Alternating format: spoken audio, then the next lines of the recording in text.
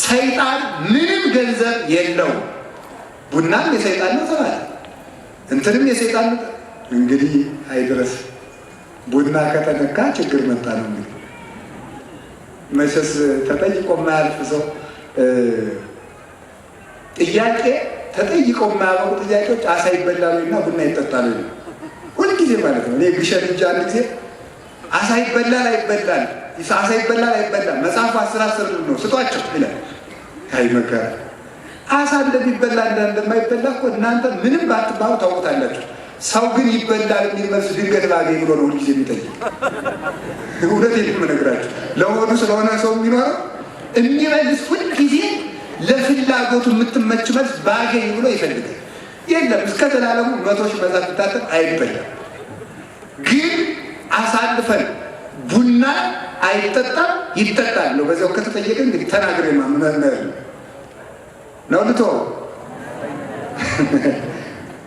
እኔ በዚህ ዘመን እንደ ቡና አድርጎ ጉዳት ያደረሰብን ሰው የለም፣ ፍጡር የለም። ለምን መሰላችሁ? ቡና ሳይሆን ስለ ቡና የሚሰብኩ ሰዎች ናቸው የጎዱ። ለምን መሰላችሁ? 5 ውሾች መንግስተ ሰማያት አይገቡም ይላል መጽሐፍ። ምኖች ናቸው? ነፍሰ ገዳዮች፣ ስራ የሚያደርጉት ሐሰተኞች፣ ዘማውያን፣ ጣዖት አምላኪዎች። እነዚህ መንግስተ ሰማያት አይገቡም። ዋናዎቹ ኃጢአቶች እነዚህ ናቸው። አውቆ ሰይጣን እነዚህን ኃጢአቶች ሰውን ሰው እያረደው ይሄ እንዳይሰበክ አድርጎ ስለ ነፍሰ መግደል ስለ ነፍሰ ገዳይ እንዳይሰበክ አድርጎ ስለ አንድ የእንጨት ፍሬ እያከራከረ እንዴት እንደቀለደብን ልብ ብላችሁ ተመልከቱ።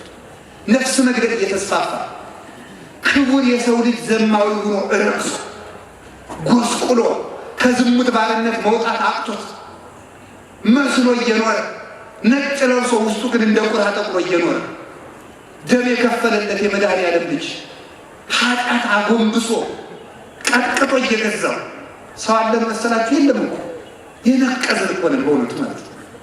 መጽሐፍ ምን ይላል? ከአንበጣ የተረፈውን ትል በላው ይላል። ኢዩኤል ነው እንደሚለው። አንበጣ የተባለ ክህደት ነው፣ ምንፍቅና ነው። ወይም ደግሞ መናፍቅ ሰራዊት፣ ሃይማኖት የሌለው ሰራዊት ነው። ከአንበጣ የተረፈውን ትል በላው አለ። ከክህደትና ከጦርነት የተረፈውን ኃጢአት በላው ማለት ነው። አሁን ብዙ በጦርነት ያልቅ፣ ብዙዎቻችን ደግሞ ኃጢአት በልቶ ጨርሰን ነው። ላዩን ቀለም ተቀብቶ ውስጡን ሌባ እንደዘረፈው ቤት በሉትን ብላችሁ ላዩን ቀለም ተቀብቶ አምሮበት ከውስጥ ሲገባ ሌባ የዘረፈው ቤት እና ተመልከቱ፣ ውስጡ በኃጢአት ነክሎ ፈርሶ ላዩ ግን ንጹህ ሆኖ የሚታይ ሰው እንደዚህ ቤት ያለ ነው። ምንም ረፍት ጥቅም የለውም። ከክርስቶስ ጋር አልተገናኘም። ስለዚህ መሰበክ ሲገባው ስለ ጥንቆላ ስለ ክደት መሰበክ ሲገባው ክርስቶስን መስለብ እንደ ቀልድ እየታየ አብያተ ክርስቲያናትን ማቃጠል፣ ሰው ማረድ፣ ሽንኩርት እንደ መክተፍ ሲቀል እየታየ ይህ መሰበክ ሲገባው በአንድ እንጨት ፍሬ እየተከራከሩ ቡና ይጠጣል አይጠጣል። ይህኑ ጽድቁ ስንት ክደት! ስላሴን ሳናውቅ ስለ ቡና እንከራከራለን። ስላሴን ሳናውቅ አብ ወልድ መንፈስ ቅዱስ ማለት ምን ማለት ነው ብለህ የምታምነውን አምላክ በትክክል ሳታውቅ ስለ ቡና ጥያቄ መከራ ጻፍ ረንዱ አይድረስ ነው። ባይታዊ 3 ወር ከመነነ ስብከት የሚጀምር ቡና ነው። ቡና የጠጣችሁ ወዮላችሁ፣ ምን ነው የገደላችሁ ቢል፣ ምን ነው የዘሞታችሁ ቢል፣ ምን ነው ዘረኞች ወዮላችሁ ቢል፣ ሀገር የምታፈርሱ ወዮላችሁ ቢል። አሁን ቡና ይጠጣልና አይጠጣም አላልካችሁ። ትልቁ ነገር ቅድሚያ ለሚሰጠው ቅድሚያ መስጠት እንድንሰጥ እግዚአብሔር ይርዳን። ሌላው እንግዲህ ከተነሳ ላይ ቀርድ መልሰው ርዕሴን ቢሻማኝ ነው። ምን አደረጋል? ቡና ማን የፈጠረው እንጨት ነው? አቤት እግዚአብሔር የፈጠረው ፍጥረት መልካም ነው አይደለም? በሉ እንጂ መልካም አይደለም? እግዚአብሔር የረከሰ ፍጥረት ፈጥሯል። ሰይጣን ራሱ ቅዱስ ፍጥረት አልነበረም ነው? ማን ነው የበደለ? ራሱ። ታዲያ ቡና መልካም ፍጥረት ሆኖ ከተፈጠረ ምን አድርጎ ነው የማይጠጣ ስንላቸው እንዲህ ይላሉ። ሰይጣን መቋደሻዬ ነው ብሏል ይላል። ሰይጣን እንግዲህ እንጀራ መቋደሻዬ ነው ብሎ ራብ እናልቅ ነው። እውነቴን ነው የምነግራችሁ። ሰይጣን ሲጀመር እውነት ይናገራል አይናገርም? እስመ ሐሳቡ ውእቱ ወኀበ ሐሰት መጽሐፍ ቅዱስ ላይ የተጻፈው ይሄ ነው። ዮሐንስ ወንጌል ምዕራፍ 8 ላይ እሱ የሐሰት አባቷ ነው። የሐሰት አባቷ ወሶበ ይነብብ ሐሰተ እምዚአሁ ይነብብ፣ ሐሰትንም ሲናገር ከራሷ መንጭቷ ይናገራል ብሎ ነው የሚናገረው። ስለዚህ ሰይጣን የኔ ነው ያለው ሁሉ እንግዲህ ሰይጣን ቤተክርስቲያን የኔ ናት ልንሰጠው ነው? አንሰጠው። አንዳንዶች ደግሞ ባለዛሮችና ጠንቋዮች ይጠቀሙበታል። እንዴ በግን እንግዲህ ጠንቋዮች ያርዱታልና እኛ አንበላም? ምንድን ነው ኃጢአት ነው ሊባል ነው? ስንዴ እኮ ከሙስሊም ቤት ቂጣ ሆኖ ይፈትታል፣ ከእኛ ቤት አይበላም ሊባል ነው? ሰው እንዳጠቃቀሙ ፍጥረትን ይጠቀምበታል፣ ራሱ ያረክሰዋል። ቡና ያረከሰ ፍጥረት ነው የሚል ፈጽሞ የለም። ቡና ለምን ሰተት ብሎ እንደገባ አላውቅም። አሁን እንኳን መጣል። አንዳንዶቹ ደግሞ ቆሮንቶስ መልእክት ላይ ቅዱስ ጳውሎስ ያጋንንትን መጠጥና የእግዚአብሔርን መጠጥ አንድ ላይ መጠጣት አትችሉም ብሏል ይላል። ያጋንንትን መጠጥና የእግዚአብሔርን መጠጥ አንድ ላይ አትጠጡ ነው ያለ እንጂ ቡና ያጋንንት መጠጥ ነው ግን አላለ።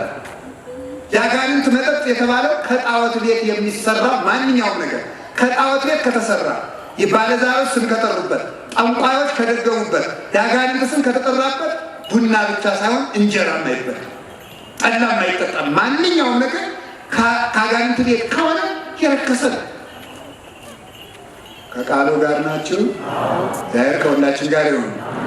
በዚያው ላይ ደግሞ እንዲህ የሚል ጥያቄ ደግሞ ቡና ጌታ የተሰቀለለት ለምልሞ ነው ሁሉም እጽዋት ሲያረግፉ፣ ቡናን ክርስቶስ ምን በድሎት? ክርስቶስ ቡናን ምን በድሎት ነው እርሳ ለምልሞ ይዋል? እንዲህ ነው አይደለም? ከፍጥረት ወገን ከሰውና ከሰይጣን በስተቀር ግዛሉ ያፋለሰ ለክርስቶስ መገዛቱን ያቆመ ማንም ሰው የለም፣ ማንም ፍጥረት የለም። እንጨትም በሉት ድንጋይም በሉት ሁሉም ለክርስቶስ ተገዝቷል። እንደዚህ የሚል መጽሐፍን ፈጽሞ የለም። ቤተክርስቲያን 4 የትምህርት ቤቶች አሏት። ብሉይ፣ ሐዲስ፣ ሊቃውንት፣ መነኮሳት። የመጻሕፍት ትምህርት ቤቶች የሚያልቁት በዚህ ነው። በሏቸው እስኪ ብሉያት በሉ፣ እሺ፣ ሐዲሳት፣ እሺ፣ ሊቃውንት በሉ፣ እሺ፣ መነኮሳት። እነዚህን ሰው ሲማር በቤተ ክርስቲያን 4ቱን ጉባኤያት ጨርሶ ተመረቀ ይባላል። በ4ቱም ጉባኤያት ውስጥ ቡና አይጠጣም የሚልና ክርስቶስ የተሰቀለለት ለምልሞ ውሏል የሚል መጽሐፍ ጨርሶ አይገኝም። እንግዲህ የቤተ ክርስቲያኒቱ ትርጓሜ ቤት ከሌለ ማን አመጣው ሊባል ከየት ታመጡታላችሁ? ቤተ ክርስቲያኒቱ ዋናው ወስኖ የሚያኖራት በደንብ አስተውሉ፣ ትርጓሜ ቤቷ ነው። የመጽሐፍ ትምህርት ቤት ያላለውን መናገር ፈጽሞ ነውር ነው። አባቶቻችን አልተረጎሙም። ቄርሎስ ብሏልን? አፈወርቅ ብሏልን? ቅዱስ ያሬድ ብሏልን? አባ ጊዮርጊስ ብሏልን? አቡነ ተክለ ሃይማኖት ብለዋልን? ወይስ ማን ነው ያለው? አግናጤዎስ ብሏል? ሄሬኒዎስ ብሏል? አላለ። አቡሊዲስ ብሏል? ሳዊሮስ ብሏል? አላለ። ታዲያ እንግዲህ ነቢያት ሐዋርያት ብለዋል? አላሉ። ከጣዖት ቤት ከተሰዋ ስመ አጋንንት ከተጠራበት ግን ሁሉም ክልክል ነው። ይህን ነው ለጌታችሁ ማወቅ የሚገባው ማለት ነው። ከቃሉ ጋር ናችሁ ይሆን? እግዚአብሔር ከሁላችን ጋር ይሁን። ይህን ነው። ሌላ ሰው ያሳማል፣ ሰው እንጀራ እየበላም ያማል፣ ጠላ እየጠጣም ያማል። ስለዚህ ሁሉ ምንም እንደሚገባ ማለት ነው። ከዚያ ውጭ ግን የአጋንንት ስም ቦአቦን፣ ቶና፣ በረካ እያሉ የሚጠሩ አሉ። አቦል፣ ቶና ይሄ ኃጢአት ነው። የአጋንንት ሰው እንደሚጠጣው ሻይ፣ እንደሚጠጣው እንጀራ፣ እንደሚበላው እንጀራ ካስፈልገው መጠጣት መብላት ይችላል። 3 ጊዜ ማፍላት፣ 4 ጊዜ ማፍላት፣ እንትን መጎዝጎዝ፣ እንትን ማጥያጥያስ ግን ነውር ነው። ሰምታችኋል አይደለም? ይሄ ከተማ ሰው የሚያጥያጥ ሰው አለ። ዝም ብሎ በዚህ ምንድነው ስሙ ቡና ስታፈሉ በዚህ የምትደጋግሱት ነገር እንደዚያ ያለውን ነገር ፈጽሞ ይህንን አሸንክታ የሆነ ነገር በጣም እንደምንፈልገው ምግብ ዝም ብሎ መጠቀም ይቻላል። ነገር ግን ሰው አልጠጣም ቢል ግን ነውር አይሆንበትም። ሰው ስጋ አልበላም ቢል ነውር እንደማይሆንበት በድርሳነ ጽዮን፣ በሌሎቹ በድርሳነ አቡነ መብዓ ጽዮን፣ በዜና ሥላሴ ተጽፎ ይገኛል። ተአምር ነው። ምሳሌ አንድ ነገር ልንገራችሁ። አንድ ወንድ ወይም አንድ ለምሳሌ አያድርገውና አንድ ካህን በአንዲት ሴት ምክንያት ክህነቱን ቢያጣ ሴት ኃጢአት ነው አይደለም? መልሱ መልሱ። አረበሉ እሺ፣ አንዲትን መነኩሲት ድንግል የሆነች መነኩሲት ድንግል መነኩሲት አንድ ወንድ ከክብር አሳንሶ ቆባን ቢያስጥላል ወንድ ኃጢአት ነው አይደለም?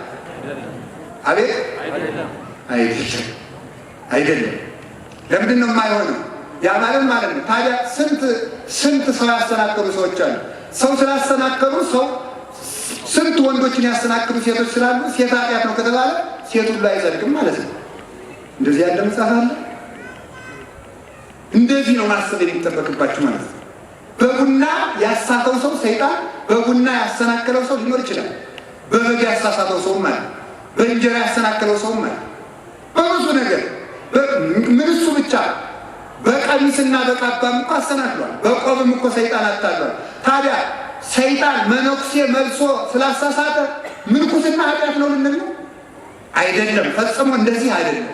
ለይቶ አበጥሮ የጥንቆላውን ለጥንቆላ ለይቶ እንዲህ ያለው አጋንንት ጋር ዛሬ ረቡዕ ነው ዓርብ ነው ሳይሉ ወደዚህ ጥጋጥግ ሳይጠቁ ማንኛውም ፍጥረት አመስግኖ ቢመገቡት በእግዚአብሔር ስም የተቀደሰ ነው። እሱ ብቻ አይደለም። ኢትዮጵያዊው ሊቅ መምህር አካለ ወልድ ቦሩ ሜዳ የነበሩት አሁን በአፄ ምኒልክ የነበሩት ማለት በአፄ ቴዎድሮስ የነበሩት ማለት ነው። የቤተክርስቲያን ሊቅ ናቸው።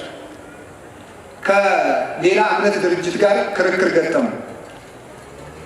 ክርክር ሲገጥሙ ምንድን ነው ያሉት?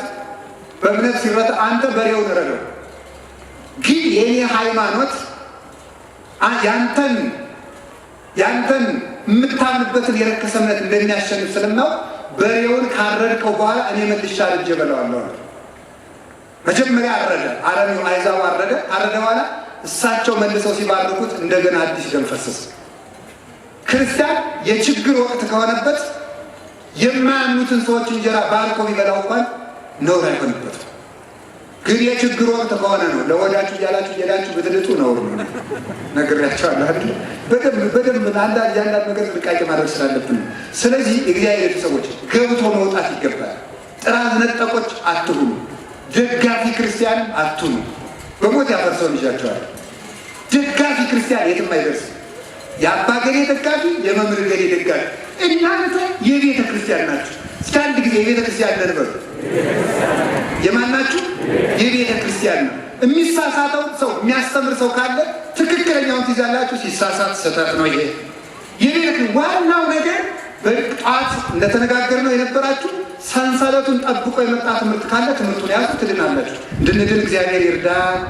ስለዚህ ሳይገቡ የወጡ ሰዎች ሰው ያደናብራሉ። ገብቶ መውጣት ያስፈልጋል። ይበቁ ወደ ትምህርት፣ ይወጥ ወደ ስብከት። መጀመሪያ ሊማር ይገባል፣ ተምሮ ሊሰብክ ይወጣል። ሳይገቡ የወጡት ናቸው ብዙ ሰው እንደወጡ የቀሩት። ገብቶ መውጣት ያስፈልጋል። በእኔ በኩል የሚገባ መጀመሪያ ይገባል፣ ሊማር፣ ቀጥሎ ሊሰብክ። ሳይማር ማስተማር ነውር ነው ፈጽሞ። ይገባል ወደ ምግባር፣ ወደ ሃይማኖት፣ ይወጥ ወደ ምግባር ይሰማራል። ያመነውን ሃይማኖት ይተገብር፣ ይሰማራል። ይሄንን ነውና ገብተን እንድንወጣ ገብታችሁ መውጣትን እወቁ ማለት ነው። ገብተን ነው እንጂ ማወቅ በዳሪ ሆናችሁ። አንዳንድ ጊዜ ቤተክርስቲያን ውስጥ ብጥብጥ ስላለ ካህናቱ እየተጣሉ ስለሆነ ቤተ ክህነትም ጵጵስናው ጠብ ስላለ እንዲሁ በዳር ሆኖ መኖር ይሻላል አትበሉ። እስኪ ሁላችሁም ወጥ ስሩና ጥሩ ወጥ ሰርታችሁ ዝም ብላችሁ ስታሸቱት ዋሉና ትጠግቡ እንደውት ትችላላችሁ። ከፍቶ መብላት ክርስትና ቀርቦ የሚመገቡት እንጂ በዳር ሆኖ የሚያሸቱት ወጥ አይደለም። ገብቶ የሚዋኙበት ባህር ነው። ወንዝ ዳር ሄዳችሁ ቁማችሁ ውላችሁና ትነጹ እንደው እስኪሉት ገብታችሁ መታጠብ ነው። እውነት ነው። መድኃኒታችን ኢየሱስ ክርስቶስ የቸርነት ባህር ነው። ገብቶ የታጠበ ይነጻል። በር ላይ የቆመ ግን ከነድፉ ይኖራል። እድፉም ጠቅጥሎ ሲወድ ያወርደዋል። ቅርቡ ወደ ቤተክርስቲያን ቀረቧል። እግዚአብሔር ቸርነቱን ቅመሱት። ማርያም ታማልዳለች አታማልድም እያላችሁ ጥቅስ ከምትመዙ ማማለዷን ውዳሴ ማርያም ድገሙና ሞክሩት። ቅመሱ። ይኸው አሁን ወደዚህ ይገራል። ማርያም ታማልዳለች አታማልድ ብላችሁ ታማልዳለች ማስረጃ እና ለምናትና ታማልዳለች። ይህ ነው መልሱ። እውነት ነው። 3 ቀን ውዳሴ ማርያም ብትደግም የፈለከውን ነገር ትሰጣለች። እንደዚህ ያለ ማለት ነው። የአቡነ ተክለ ሃይማኖት ደቀ መዝሙር የኔ አባት እኮ ምግብ እኮ ይሰጣል። ውሃ ሲጠማ ጠላም ያጠጣል እንዳለ ሁሉ የጠቋዩ ልጅ ያጠጣል። ሲኔን ሙሰለኛል ና አይ አሁንማ አትገድም፣ ነገ ነው የምመጣ። በበነጋው መጣ። ሲመጣ ቀስቱን ይዞ መጣ። አቡነ ተክለ ሃይማኖት እያማተቡ ሲወጡ ቀስቱ ለብቻ ሰውየው ለብቻ ወደቀ። አላገባ ምንድን ነው የምትፈልገው አለ። ጠላ አለ። ውሃውን ባረኩና ጠላ አድርገው ሰጡና ጠጣ አሉ። አይ አልጠጣም፣ መርዝ ትሰጡኛላችሁ። ልጄ ቅመስለት አሉ። ዓርብ ነበር። አባቴ በጾም አላቸው። ልጄ ከጾምማ ፍቅር አይበልጥም፣ ጠጣ። ይሄ ሰው የሚመለስ ከሆነ ፍቅር ይበልጣል ብለው አስጠጡት። ከጾም ፍቅር ይበልጣል ብላችሁ ብሉም አላልኩም። እውነቴን ነው። ይሄንን እየጠነቀቁ ካለቱ ችግር ነው። ይሄ በመጽሐፍ ቅዱስ ውስጥ ጭልፊት አይበላም ታውቃላችሁ? ጭልፊት አይበላም። ጭልፊት የሚባለው ይሄ ዝም ብሎ ጫፍ ዞ የሚሮጥ ክርስቲያን ወሬኛ ማለት ነው። ይህ አይጸድቅም ነው። ዝም ብሎ ጫፋል ዛሬ እኮ እንዲህ ተባለ እስከ ስሩ ሳይሰማ ማለት ነው። በደንብ ያዙ። ስለዚህ ተመልከቱ። ጾም ፍቅር አይበል ጠላውን ግጥም አድርጎ ጠጣና አቡነ ተክለ ሃይማኖት እና እየሰበከ በዚሁ በቃ ነገም ዙረናል እያልኩ አጠጣሃለሁ። ስለዚህ ደቀ መዝሙሩ እንዳለው የአባ ተክለ ሃይማኖት ደቀ መዝሙር እንደተናገረው አባቴ ያጠጣሉ፣ ማስረጃ እና ያጠጡ እና ያጠጧል። ቅዱሳን ክርስትና የሚቀመስ እንጂ የሚታወቅ አይደለም፣ በኑሮ የሚገለጥ ነው። ክርስቶስ እኛን መውደዱን ኑሮ አሳየን እንጂ ነግሮን ይሄድ አይደለም። ኑሮን ያሳየን፣ ኑሮን የምናሳየው ነው። ቀምሳችሁ ነው የምታውቁት። ማር ይጣፍጣል። ምን ይጣፍጣል? ምን ይላል? ማር አስቆ ጆኮ ይገርም። ማር ይጣፍጣል። ማስረጃ መቅመስ። ኦርቶዶክስ ይጣፍጣል። አዎ ማስረጃ መቅመስ መኖር። አይ እንዴት አድርጎ ይጣፍጣል ማምላክ ሳንኔማ ሳናውቀው የጣፈጠን ብናውቀው እንዴት አድርጎ ይጣፍጠን ነበር። ምንም እኮ እንዲያው እኔ የእግዚአብሔር ቤተሰቦች እውነቴን ነው ሲኦል መግባታችን ብቻ አያሳዝነኝም። ግን አይዟቸው አንገባ፣ እግዚአብሔር ያውቃል። ማርያምን ያህል እናት እያለን አንገባ። ምን ማለት ይመስላችሁ? ሲኦል ከመግባት በላይ ደግሞ አንዱ ችግር በምድር ላይ ክርስትና ሳይቀምሱ መኖር፣ ሳናውቀው መኖር። ቅዱሳን እኮ ምድሩን መንግስተ ሰማያት አድርገው ነው የኖሩ። ያን ሳይቀምሱ መኖር እንዴት ያለ መከራ መሰላችሁ? ቅዱስ ጳውሎስ እኮ ወለነስሐ በውስተ ሰማያት ሀገር ነው። የእኛ ሀገራችን በሰማይ ነው ሲል በዚያ ላይ ነው አይደለም። እኔ አሁን ያለሁት እግሬ ከእናንተ ጋር ቁሞ ለእኔ ግን የሰማይ ኑሮ ነው በምድር የምኖረው ማለት ነው። በምድር እያሉ የሰማይ ኑሮ ይኖራሉ። ስለዚህ ገብታችሁ ውጡ። ስለዚህ ጣዕም እንዳንቀምስ የሚከለክለን አንዱና ዋነኛው ችግር ምንድን ነው? ቁጣ። እዚህ ቁጣ በል እናላችሁ።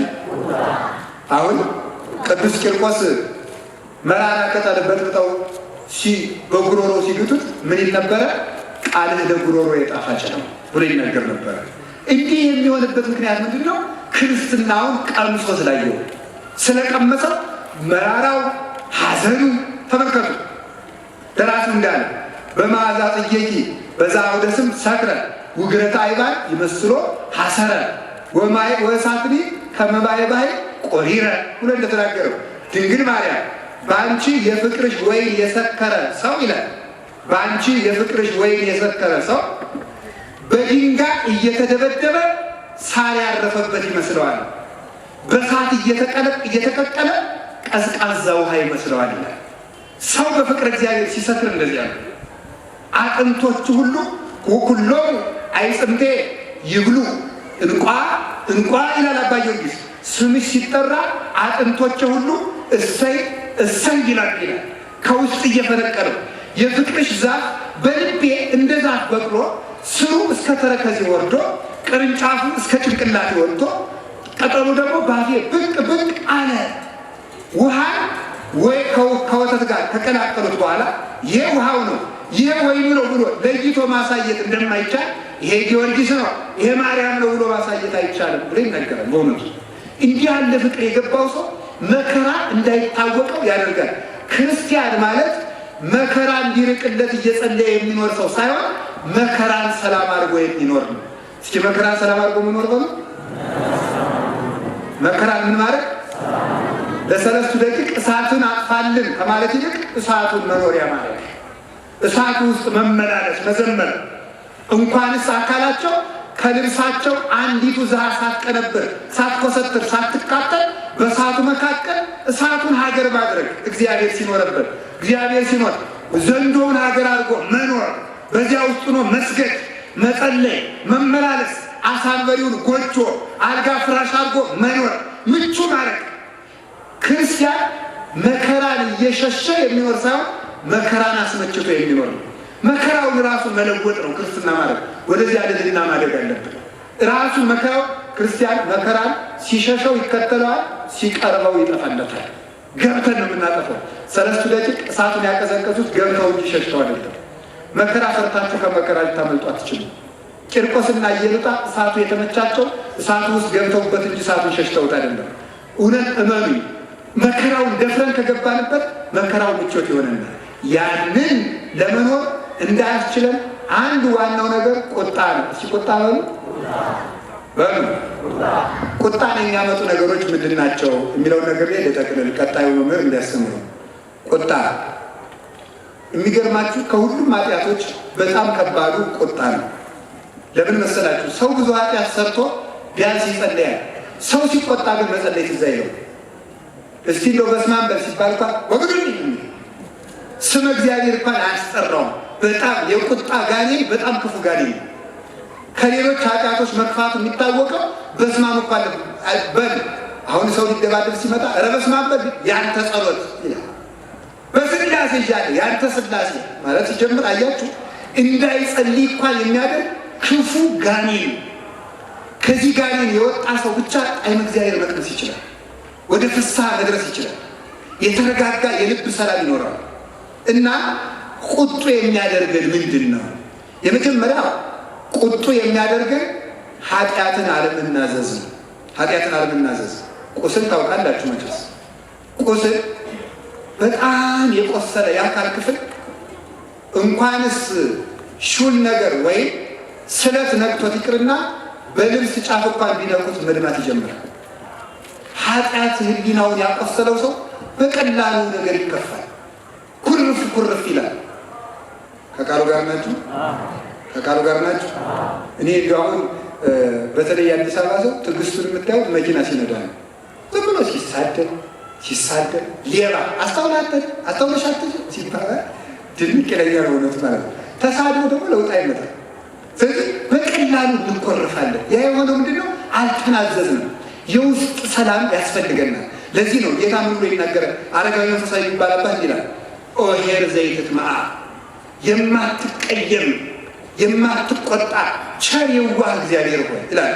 አንድም ዘይትትመዋ ይላል ቁጣ ድል የማይነሳ ሲቁጣ ድል የማይነሳ በሉ ቁጣ የማያሸንፍ ቸር አምላካችን ሆይ ዘአንተ ትጸውር ኩሎ ከበደ ኃጣውኢነ በየዋሃት እንበለ መዓት አንተ ከቸርነት ብዛት የተነሳ የኃጢአታችን ሸክም ሳትቆጣ ተሸክመህ ትኖራለህ ብሎ ይናገራል። እንደዚሁም ሁሉ ይላል ሀበነ ተመልከቱ ኩሎ ሰላመከ ወፍቅረከ በውስተ ልብነ ተመልከቱ ይላል። አቤቱ ፍቅርህንና ሰላምህን በልቡናችን ውስጥ አሳድርብን። ከመ ኢይካል ይሁከነ የቁጣ ሰይጣን የቁጣ ጋኔን እንዳያናውፀን ውሳጣዊ ሰላምህን አሳድርብን ብሎ ይነገራል። እውነተኛውን ሰላም እግዚአብሔር ያሳድርብን። ሊቁ ቅዱስ ዮሐንስ አፈወርቅ ይላል እስኪ ሁላችሁም ይላል አንዳንድ ችቦ እሳት አብሩና እያነደዳችሁ ወደ ጥልቅ ባህር ሁላችሁም ያንን ችቦ ይሳችሁ ይወስዳችሁ ወሩትና በውኑ ባህሩን ማቀጣጠል ትችሉ ይሆንን? ባህሩን ታነዱት ይሆንን ይላል። አይሆንም። እንኪያስ ክርስቶስ ያደረበት ሰው እንደዚያ ነው። ወደ ውቅያኖስ የፈለጋችሁትን ያክል ሸክም እንጨት አንድዳችሁ ሁሉም የዓለም ሰዎች ተሸክመው ቢወረውሩ ውቅያኖሱን ማንደድ አይቻልም። ከዚያ በበለጠ ክርስቶስ ያደረበትን ሰው የፈለገ ስደቡት፣ ታቹት፣ ንቀፉት፣ እሱ ብቻ አይደለም ደብድቡት፣ በጦርም ውጉት፣ ህሊናው ልታናውጹት አትችሉም። እየተገረፉ ደስ ይላቸዋል።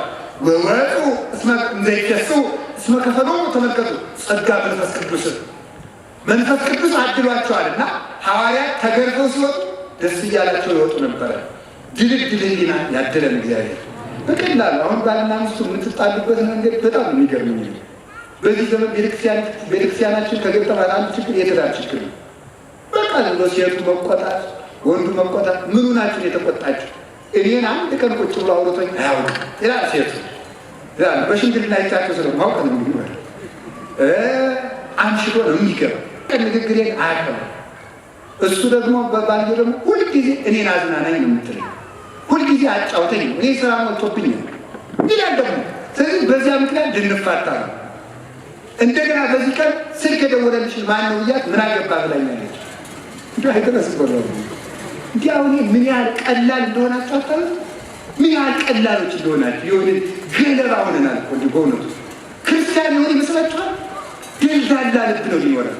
እንኳን በስልክ ልትጣሉ፣ እንኳንስ በማምሸት በመውጣት በመግባት ልትጣሉ ይቅርና በጦር እንኳን እንዳንቀየም የተሰራን ሰዎች ነን። መልካ ክርስቶስ ሊመረን ይገባል። እስቲ ልብ ብላችሁ ወደ ቀራንዮ አንዳንድ ጊዜ አስቡ። በእርግጥ እናንተ መስቀሌን ተሸክሞ የማይከተለኝ የኔ ሊሆን አይችልም እያለ ታዲያ ቢያንስ ወይ ባላችሁ ወይ ሚስታችሁን መቻል ካቃታችሁ ለክርስቶስ ልታረጉለት ተጠምዳችሁ ልትታረሱ አይነግድባችሁ ክርስቶስ። ቢያንስ እንኳን አብሯችሁ የሚኖርን ሰው አመል መቻል ካቃታችሁ ምን ትባላላችሁ? ይሄንን ትዕግስት ነው የሚያስፈልገን ማለት ነው። ስለዚህ የእግዚአብሔር ሰዎች ያ እንዲኖረን በቀላሉ የምንበጣበጥ እንዳንሆን ምን ማድረግ ነው? የውስጡን ነገር አውጥቶ መጣል። አውጥተን እንድንጥለው እግዚአብሔር ጉልበት ይስጣችሁ። ሊውደቴ ነው። ድፍራችሁ ተናዘዙ። ነገ ዛሬ ሳትሉ ልደት ሳይገባ ሁላችሁ እንዲያው ስለ ሕያው እግዚአብሔር ብያቸዋለሁ። አውጥታችሁ ተናዘዙ። ለምንድን ነው ኃጢአታችሁ ዘመድ የማይሆናችሁ ነገር ለምንድን ነው የምትደብቁት? የሚያጠፋችሁን ነገር፣ ሰላም የናሳችሁን ነገር ብታውቁት አይቻልም? ጠላትን ለምን ታኖራላችሁ?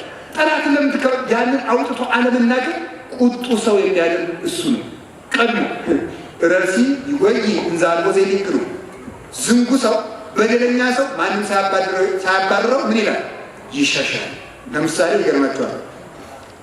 በሰንበት ተማሪ ለምሳሌ ሰንበት ተማሪ አትቆጡ ማለት አትቆጡ።